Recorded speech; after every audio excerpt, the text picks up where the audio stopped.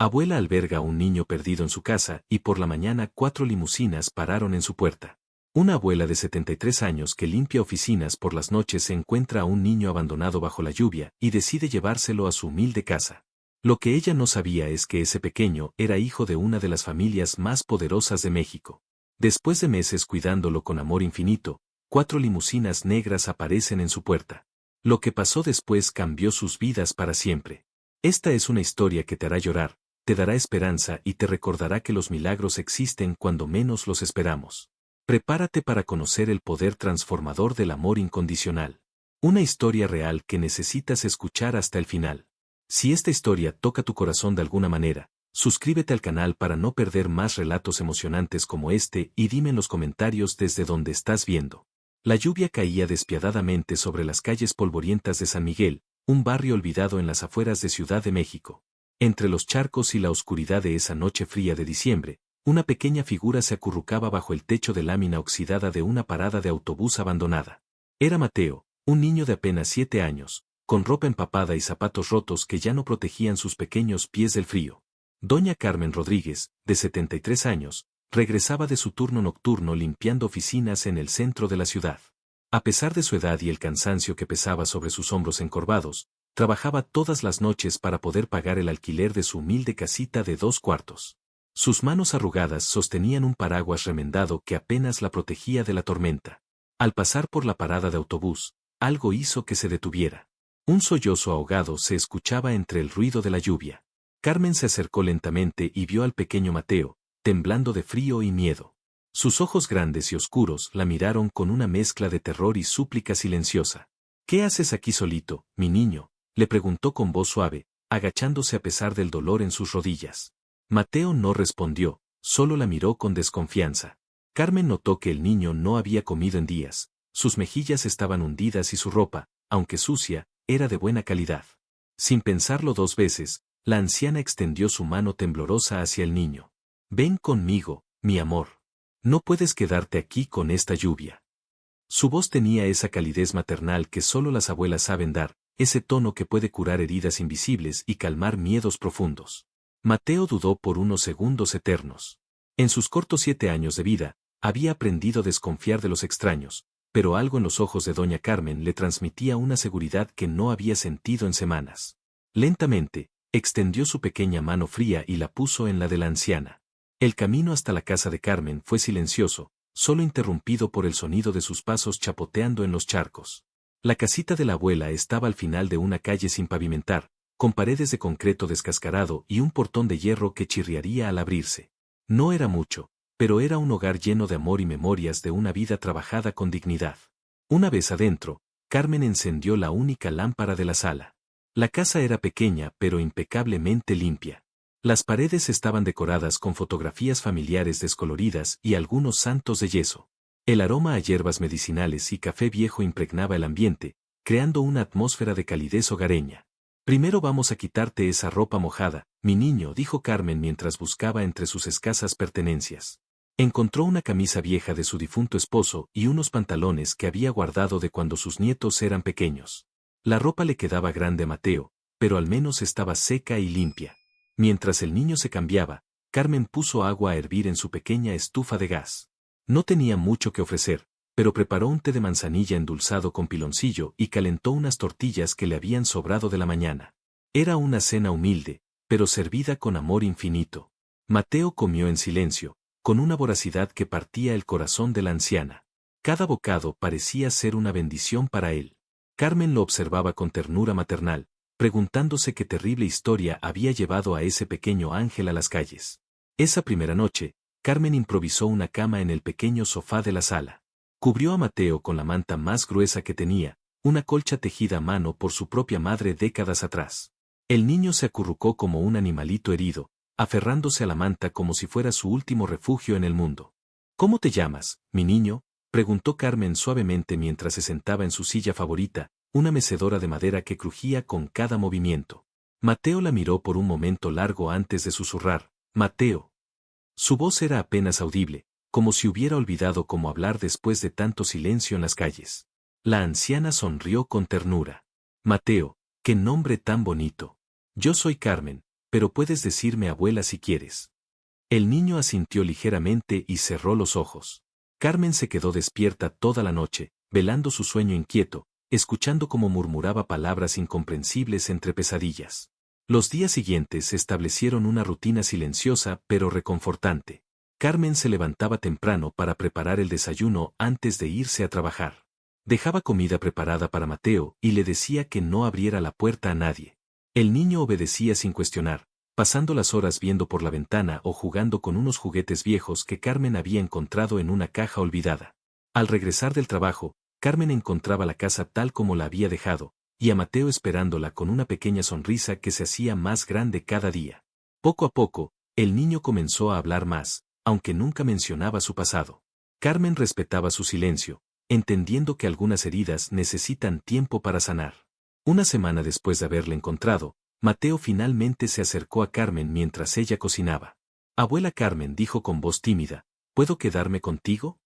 Las lágrimas se agolparon en los ojos de la anciana mientras lo abrazaba fuertemente contra su pecho. Claro que sí, mi amor. Esta es tu casa ahora. Con el paso de las semanas, la pequeña casa de 2 cuartos se transformó en un verdadero hogar. Carmen había reorganizado todo para hacer espacio para Mateo, quien ya no dormía en el sofá sino en una camita improvisada en el cuarto de la anciana. Por las noches, ella le contaba historias de su juventud, de sus hijos que se habían mudado lejos y de su difunto esposo, don Roberto. Mateo comenzó a florecer como una planta que finalmente recibe agua después de una larga sequía. Su risa, al principio tímida y cautelosa, se volvió más frecuente y genuina. Ayudaba a Carmen con las tareas del hogar, barriendo con una escoba más alta que él y tratando de doblar la ropa con sus pequeñas manos inexpertas. La transformación no pasó desapercibida para los vecinos del barrio.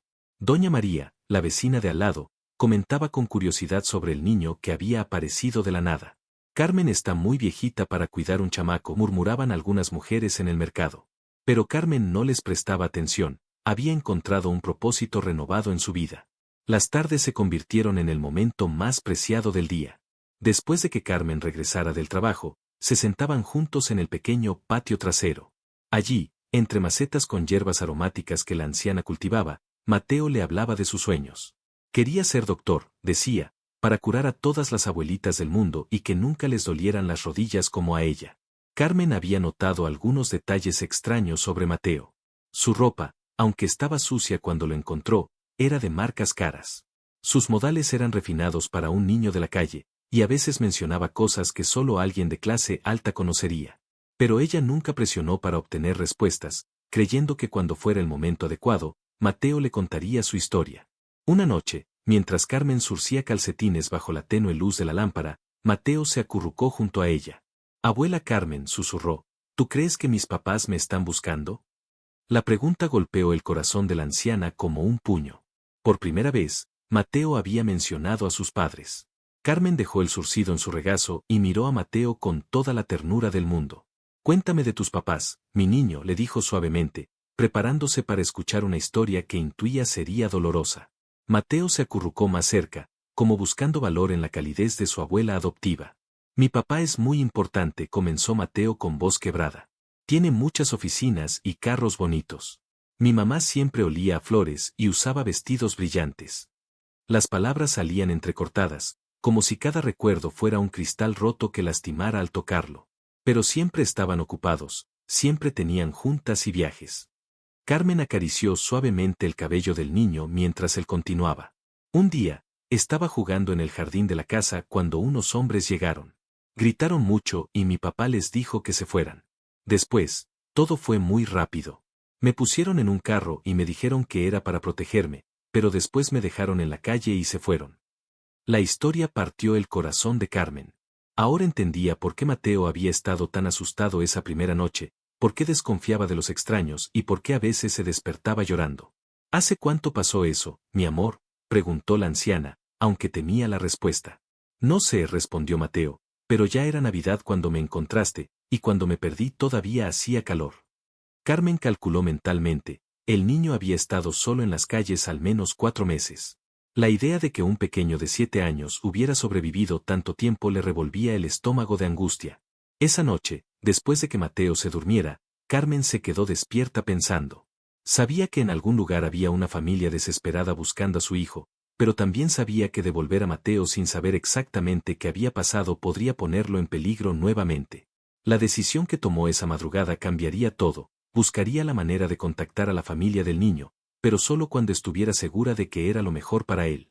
Al día siguiente, Carmen visitó a don Eduardo, el único vecino del barrio que tenía internet en su casa. «Quiero que me ayude a buscar algo», le dijo, sin entrar en detalles. Juntos buscaron noticias sobre niños desaparecidos, familias adineradas, cualquier pista que pudiera llevarlos a la familia de Mateo. Durante días, Carmen y don Eduardo rastrearon noticias en internet sin encontrar nada que coincidiera con la historia de Mateo. La anciana comenzó a preguntarse si los padres del niño realmente lo estaban buscando, o si había algo más siniestro detrás de su desaparición. La incertidumbre la atormentaba, pero su amor por Mateo se fortalecía cada día. Mateo, ajeno a las investigaciones de su abuela adoptiva, había comenzado a adaptarse completamente a su nueva vida. Había hecho amistad con los niños del barrio, quienes inicialmente lo veían con curiosidad por su forma de hablar y sus conocimientos sobre cosas que ellos nunca habían visto. Pero pronto lo aceptaron como uno más, y Mateo descubrió la alegría de jugar fútbol en la calle con una pelota hecha de trapos. Carmen observaba estos cambios con una mezcla de alegría y melancolía. Ver a Mateo reír y correr como cualquier niño normal la llenaba de felicidad, pero sabía que en algún lugar había padres que también merecían ver esa sonrisa. La moral la consumía. ¿Tenía derecho a quedarse con un niño que no era suyo, sin importar cuánto lo amara? Una tarde, mientras Carmen regresaba del trabajo, se encontró con Padre Miguel, el sacerdote de la iglesia local. Era un hombre sabio que conocía bien a la comunidad y en quien muchos confiaban sus secretos más profundos. «Carmen», le dijo con su voz gentil, «he oído que tienes un nieto nuevo viviendo contigo». La anciana se sonrojó ligeramente. No había mentido directamente a nadie, pero tampoco había explicado la verdadera situación de Mateo. «Es complicado», padre, respondió, bajando la mirada. El sacerdote la invitó a sentarse en una banca del pequeño parque frente a la iglesia. «A veces Dios pone a las personas en nuestro camino por razones que no entendemos inmediatamente», dijo Padre Miguel después de escuchar toda la historia. «Pero también nos da la sabiduría para hacer lo correcto, aunque sea difícil». Sus palabras resonaron profundamente en el corazón de Carmen. Esa noche, Carmen tomó una decisión que requirió toda su valentía. Le contó a Mateo sobre sus intentos de encontrar a sus padres. El niño la escuchó en silencio, con lágrimas deslizándose por sus mejillas. «¿Ya no me quieres, abuela Carmen?», preguntó con voz rota. La anciana lo abrazó fuertemente. «Te amo más que a mi propia vida, mi niño. Pero tus papás también te aman y deben estar muy preocupados». Al día siguiente, Carmen decidió tomar una acción más directa. Con la ayuda de Padre Miguel, contactó a las autoridades locales para reportar que había encontrado a un niño perdido. Explicó la situación con cuidado, enfatizando que Mateo había estado en peligro y que ella solo quería asegurar su bienestar. La detective Sandra Morales, una mujer de mediana edad con una reputación de manejar casos sensibles con compasión, visitó la casa de Carmen. Al ver la interacción entre la anciana y el niño, inmediatamente entendió que este no era un caso ordinario. La love genuino entre ellos era palpable, y Mateo claramente se sentía seguro y amado. «Necesito hacer algunas llamadas», dijo la detective después de escuchar toda la historia. «Pero quiero que sepan que mi prioridad es el bienestar de Mateo». Carmen sintió un nudo en el estómago, temiendo que fuera la última tarde que pasaría con el niño que había llegado a amar como su propio nieto. Mientras la detective hacía sus investigaciones, Carmen y Mateo pasaron la tarde como siempre, pero había una tensión subyacente en el aire. Mateo parecía sentir que algo estaba cambiando. «Abuela Carmen», dijo mientras jugaban dominó en la mesa de la cocina, «sin importar lo que pase, siempre vas a ser mi abuela, ¿verdad?». Las lágrimas llenaron los ojos de Carmen. «Siempre, mi amor. Nada en este mundo puede cambiar el amor que siento por ti». Esa noche durmieron juntos en la pequeña cama, abrazados como si pudieran detener el tiempo con su cercanía. La llamada llegó al día siguiente por la mañana. La detective Morales había encontrado a los padres de Mateo. Eran efectivamente una familia adinerada de la Ciudad de México, y habían estado buscando desesperadamente a su hijo durante meses. «Pero hay algo más», añadió la detective con voz seria. «La situación es más complicada de lo que pensábamos». Los padres de Mateo, explicó la detective, habían sido víctimas de una extorsión. Los criminales habían amenazado con lastimar al niño si no pagaban una suma exorbitante. En el caos de tratar de proteger a su hijo, Mateo había desaparecido, y ellos habían asumido lo peor. Han estado trabajando con el FBI y la Policía Federal. Su desaparición es parte de una investigación mucho más grande. La mañana del reencuentro amaneció gris y nublada, como si el cielo mismo reflejara las emociones encontradas de Carmen. Había pasado la noche en vela, memorizando cada detalle del rostro de Mateo mientras dormía, cada sonido de su respiración tranquila, cada pequeño gesto que había llegado a conocer tan bien.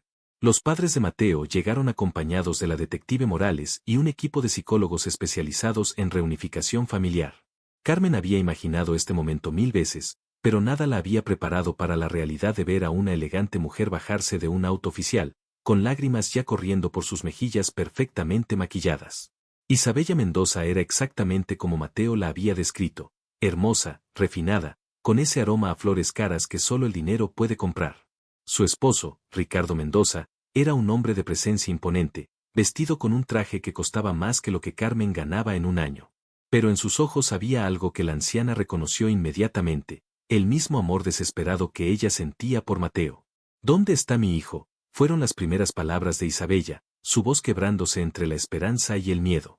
Carmen señaló hacia el pequeño patio trasero, donde Mateo regaba las plantas como hacía cada mañana, ajeno aún a lo que estaba por suceder. El momento del reencuentro fue algo que Carmen nunca olvidaría. Mateo dejó caer la pequeña regadera cuando vio a sus padres. Por un segundo que pareció eterno, nadie se movió. Luego, el niño corrió hacia ellos gritando «Mami, papi», con una alegría pura que partió y sanó corazones al mismo tiempo. Isabella cayó de rodillas para recibir a su hijo, sin importarle que su vestido de diseñador se ensuciara con la tierra húmeda del patio. Ricardo los abrazó a ambos, y por primera vez en meses, la familia estaba completa nuevamente. Carmen observaba desde la puerta, con lágrimas silenciosas rodando por sus mejillas arrugadas. Pero entonces sucedió algo inesperado. Mateo se separó de sus padres y corrió hacia Carmen. «Abuela Carmen», dijo tomando su mano, «ellos son mis papás, pero tú eres mi abuela del corazón». Y en ese momento, todos entendieron que el amor verdadero no se limita por la sangre, sino que se expande para incluir a todos los que realmente importan. Los días siguientes fueron un torbellino de emociones y decisiones difíciles. Los padres de Mateo, después del shock inicial de recuperar a su hijo, comenzaron a entender la magnitud de lo que Carmen había hecho por él. No solo le había salvado la vida, le había dado amor, seguridad y una familia cuando él más lo necesitaba. Isabella y Ricardo pidieron reunirse a solas con Carmen.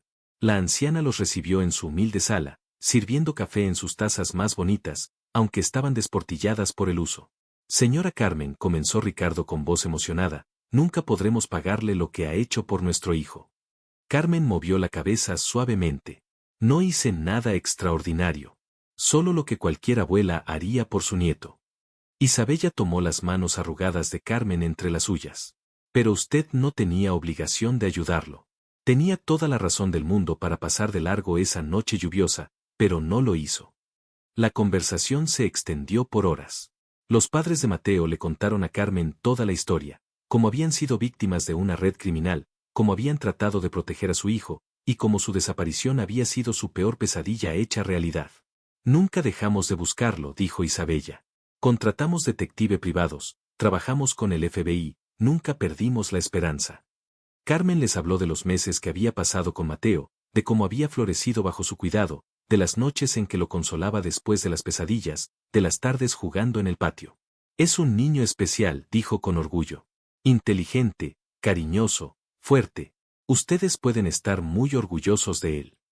Cuando Mateo entró corriendo del patio donde había estado jugando, se sentó naturalmente entre Carmen y sus padres biológicos. «Ya no tengo que irme, ¿verdad?», preguntó con esa claridad que solo los niños poseen.